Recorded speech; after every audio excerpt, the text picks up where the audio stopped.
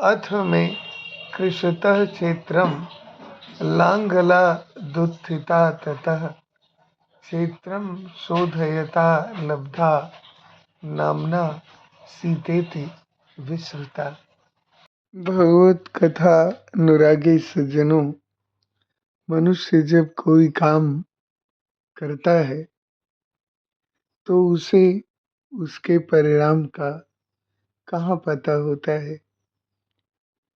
लंकापति रावण जब दंडकारण्य में ऋषियों मुनियों से कर वसूलता था तो दंडकारण्य के ऋषि उसे धन की जगह अपना रक्त देते थे।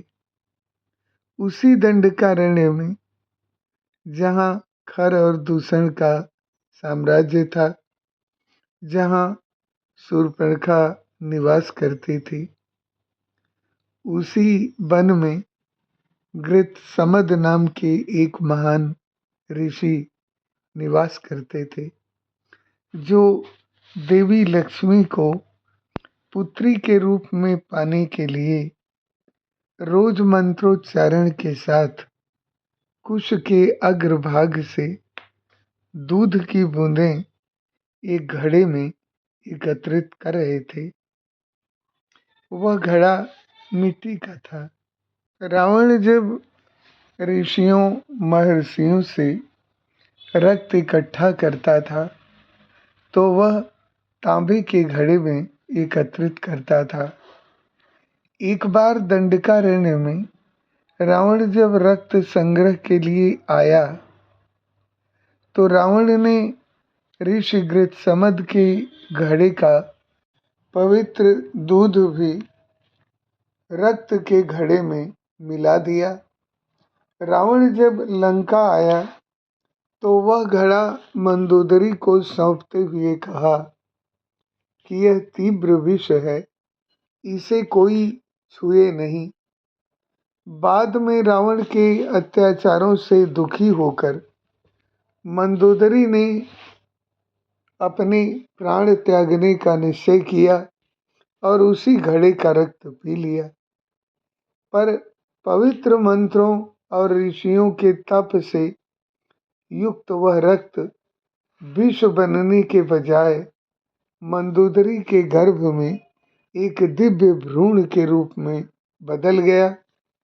लोकलाज व रावण के डर से मंदोदरी ने उस भ्रूण को मिट्टी के घड़े में रखकर उसे सीधे मिट्टी में नहीं दबाया, बल्कि घड़े की सुरक्षा के लिए एक मजबूत तांबे की पेटी में घड़े को रखा और पेटी घड़े के मुख को वज्र लेप से लीपा गया ताकि उसके अंदर कीड़े मकोड़े न जा सकें।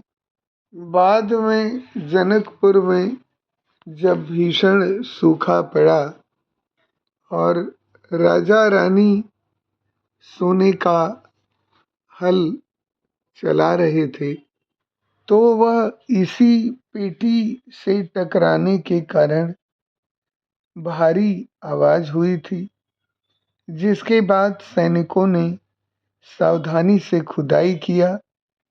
दिव्य पेटी को बाहर निकाला गया और इस प्रकार घड़े से मुस्कुराती हुई सीता प्रकट हुई।